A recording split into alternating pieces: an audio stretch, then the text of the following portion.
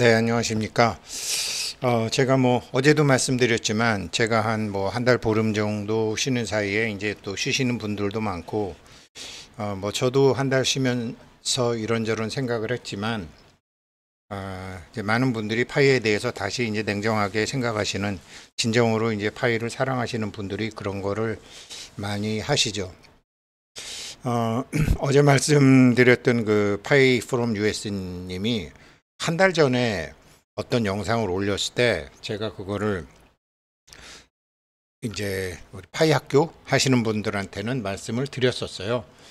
근데 그 다음부터 제가 영상을 안 만들고 그랬기 때문에 자세히 말씀은 안 드렸는데, 이 파이를 지금 채굴하시는 분, 갖고 계시는 분, 그다음에 이제 앞으로도 좀 사서 모으고자 하시고 싶으신 분들한테는 오늘 영상하고 이제 앞으로 몇 번 영상이 굉장히 중요한 것 같아서 말씀을 좀 드리고자 합니다.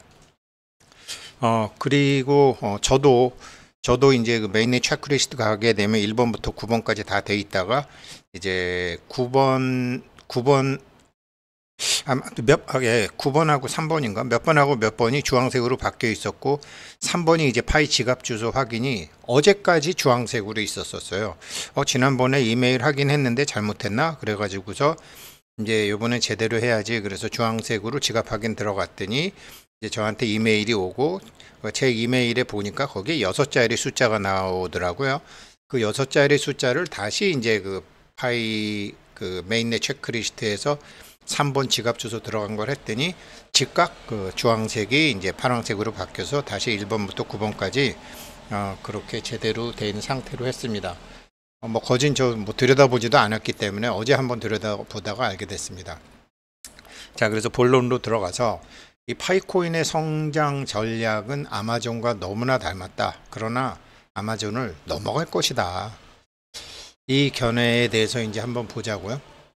그래서 이제 먼저 아마존을 벤치마크로 해서 이제 파이를 보게 되면 지금 이제 그 아마존의 성장 전략하고 역사를 한번 봐야죠. 그 다음에 아마존이 초기 자본과 그 방향성은 어떻게 잡았는지, 근데 아마존과 이 파이의 공통 비전과 차이점은 뭔지, 그 다음에 아마존이 성장하고 확장하는 거와 파이의 성장하고 확장하는 거, 그리고 아마존의 수익 구조와 가치, 그리고 아마존은 웹2고 파이는 웹3, 그래서 파이 네트워크의 장기적 비전, 이렇게 7가지로 나눠서 말씀을 드릴 수 있는데, 이게 한 달 전에 이 영상에 올라온 거예요. 파이 프롬 US 님이 빌리언 달러 시크릿, 이건 10억 불짜리 비밀을 내가 얘기하는 거다. 이분이 이런 통찰력이 있어요. 정말로 10억 불짜리다 이거. 그래서 이제 이렇게 해서 파이 코인의 성장 전략을 한번 이제 보면, 저도 한 달간 이걸 봤어요. 그래서 이제 생각해 본 거죠. 곰곰이. 맞네. 이렇게 되는 거기 때문에 제 영상 공부하시는 분들, 제가 간혹 엉뚱한 소리 같기도 하지만 이상한 소리 하기도 하고 도판 얘기도 하고 어떨 땐 종교 얘기도 하는데, 그럼에도 불구하고 꼭 사람이 의식으로, 우리가 밥을 먹고 소화하는 게 의식으로 소화하는 게 아니라 무의식으로 소화하듯이, 제 영상에서 나오는 말이 의식적으로는 이해가 안 되지만 무의식적으로는 그게 이해되고 흡수되고 받아들이시는 분들을 제가 많이 만났거든요. 대구의 은 사장 여자분 같은 분도 이제 그렇고, 굉장히 여기 오시는 분들도 그렇고, 그래서 그런 분들에게는 정말 큰 도움과 어떤 편안함과 여유가 되시면 저처럼 한 달에 얼마씩 이렇게 몇십 년 전에 제 친구가 했던 것처럼 그렇게 하시는 분이 계실 겁니다. 이 아마존이 처음에 이제 이게 아마존이라는 게 이게 갑자기 그냥 이렇게 얼렁뚱땅 하다가 생긴 게 아니다. 파이코인도 마찬가지다. 파이코인도 암호화폐가 나오고 사람들이 알기 시작할 때 한 7, 8년 지난 다음에 나온 거다. 아마존도 그렇고 파이 네트워크 니콜라스 부부도 그렇고, 이 사람들 깊은 생각을 하고 미래에 대한 통찰력도 보고 기술의 흐름과 사람의 흐름도 들여다보고 일을 한 거다. 그러니까 제프 베조스죠. 그 제프 베조스가 이제 그 펀드 회사 그 펀드 회사 수석 부사장이었는데 1994년도에 연봉 한 1억 달러 되는 걸 포기하고 이제 자기가 사업을 시작하는 거죠. 그러면서 20년, 30년 후 세계를 위해서 뭐를 했는데 처음엔 자본금이 얼마 안 된 거죠. 그러니까 스티브 잡스처럼 이제 부모님한테 돈 좀 빌려서 이제 차고에서 이제 아마존을 시작했다고 해요. 근데 이런 게 애플도 그렇고 구글도 그렇고 마이크로소프트 뭐 휴렛 패커드 같은 게 다 많이 큰 것이 어떤 미래에 대한 통찰력이 있는 사람이 다 창고와 차고에서 시작했다라는 거죠.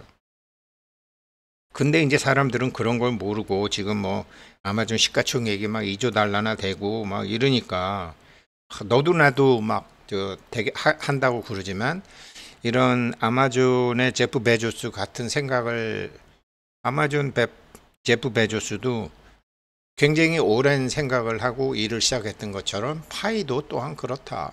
파이 네트워크도 그렇다. 그런 것부터 먼저 시작이 됩니다. 이게 이제 성공의 시작이죠. 두 회사의 성공의 시작이 비슷하다. 거진 유사하다. 비트코인 나온 지 8년이 지나서 시작을 했고 인터넷이 나온 지 한 10년 정도 지난 다음부터 시작했다. 그러니까 이렇게 책상에다가 이 인터넷 컴퓨터 놓고 시작한 PC 시작한 다음에 1994년도에 아마존 그렇게 시작한 거다. 제가 1986년도에 로터스 1, 2, 3 홍콩 회사 다닐 때 홍콩 가서 교육받고 그랬었거든요. 책상 위에 컴퓨터 하나씩 갖는 거죠. 그때부터죠. 그러니까 미국은 좀 일찍 시작한 거죠. 투자 회사였고. 그래가지고 보게 되면 뭐 아마존은 이제 초기 자본금을 가지고서 24만 6천 불 갖고 한 거다. 처음에. 파이 네트워크는 시작은 2019년에 한 거다. 시작은 2019년에 했고 이제 2025년에 6년에 걸쳐서 이제 상장을 처음 한 거다. 다들 충분히 생각하고 다들 충분히 미래를 어느 정도 예측하고 한 거다. 그런데 이 아마존도 그렇고 파이 네트워크도 그렇고 이 사람들이 처음부터 중요하게 생각하는 거는 어떻게 해서 커뮤니티를 만드는 거죠. 사람들을 모이게 만든다는 거예요. 그래서 아마존은 책 장수부터 시작했고 파이 네트워크는 파이코인 나눠주는 것으로 시작했다라는 거죠. 그러니까 1995년도에 이제 아마존이 생겼는데 처음에는 책만 팔았다라는 거죠.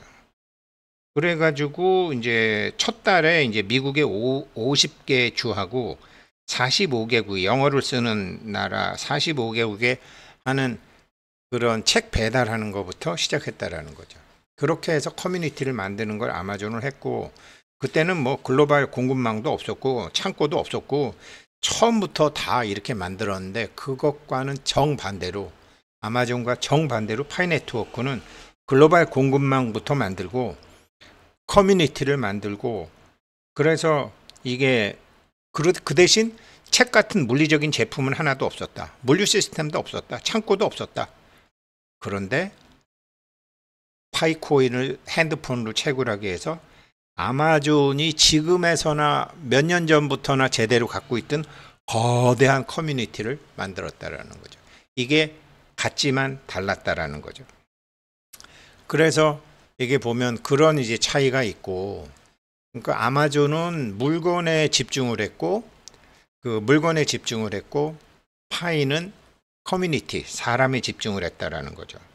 그래갖고 뭐 처음부터 뭐 수백만 명의 사용자, 뭐 처음에 파이 시간당 3.14 주는 것부터 1000명 돌파하는 것부터 시작해갖고 수백만 명, 수천만 명. 그래갖고 2020년 말에는 1000만 명이 넘어섰고 지금은 뭐 6천만 명, 7천만 명, KYC 통과된 사람만 공식적인 발표가 1370만 명까지 했고 전 세계 230개국에 했고 이렇게 이제 막 했다라는 거죠. 이게 뭐냐? 웹2와 웹 3.0의 차이라는 거죠. 이렇게 비전은 같아요. 비전은 같은데 방법은 달랐다 이거죠. 그래서 이제 아마존이 1995년도부터 이렇게 2020년도까지 이렇게 사이클을 넘어왔는데 그 다음에 파이는 2020년도에 이렇게 한 사이클을 넘어와서 이런 식으로, 그러니까 아마존은 이제 처음에 이제 책을 팔기 시작했다는 거죠. 그래서 2020년도 되니까 파이는 이미 유저가 뭐 1,000만 명이 넘어서는, 여기서 벌써 넘어서는 것부터 시작했다라는 거죠. 그리고 지금은 6,500만 명에 달하는 이런 여정을 걸어왔다. 목표는 같은데 들고 있는 제품과 전략이 달랐다. 그렇지만 결국은 같다. 이렇게 지금 이제 분석할 수 있는 거고요. 그래서 이제 파이의 이제 수익 같은 걸 보게 되면 파이의 수익 구조랑 아마존의 수익 구조가 다르다라는 거죠. 아마존의 수익 구조는 이제 그 대표적인 게 이제 AWS죠. 그 아마존 네트워크에서 뭐 다른 데도 사업도 하게 하고 이제 여러 가지 이런 거를 하고 있죠.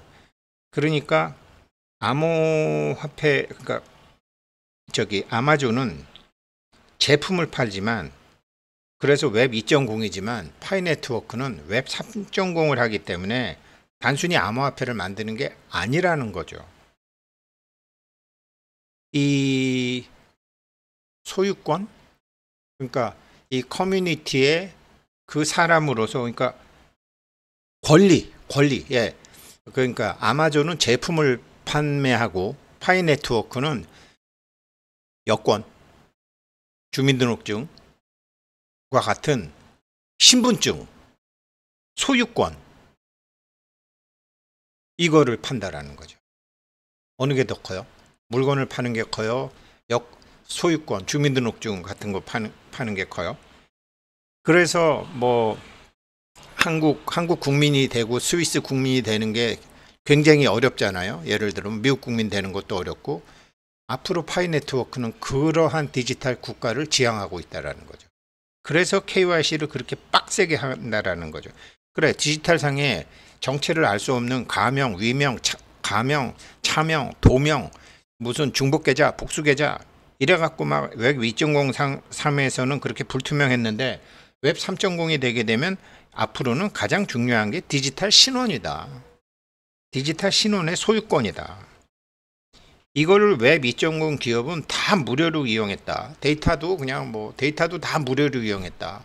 데이터가 자산이라는 말은 뭐 누구나 다 했는데, 제가 호모사피엔스 쓴 유발 하라리 같은 이제는 데이터가 돈이다 이렇게 얘기했는데, 이 데이터 소유권을 기업이 다 갖고 있지 않았느냐. 그런데 이 데이터에 대한 소유권이 각 개인에게 나눠줘야 된다. 디지털 신원의 소유권, 그리고 이 생태계에 기여하고 창출한 가치에 대한 소유권. 대한민국 국민이 되기 왜 어려워요? 스위스 국민이 되기 왜 어려워요? 일본 국민이 되기 어렵고 영국 국민 다 어렵잖아요. 불법으로 돈이나 벌 수 있을 뿐이지.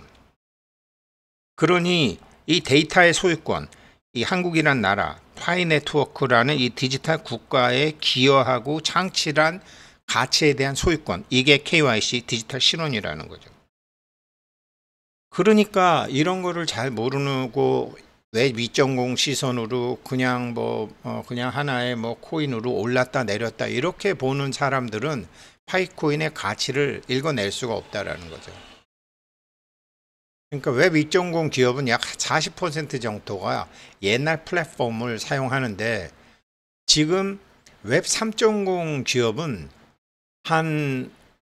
이게 다르다라는 거죠. 이 데이터 쓰는 방법이 전부 다르다라는 거죠.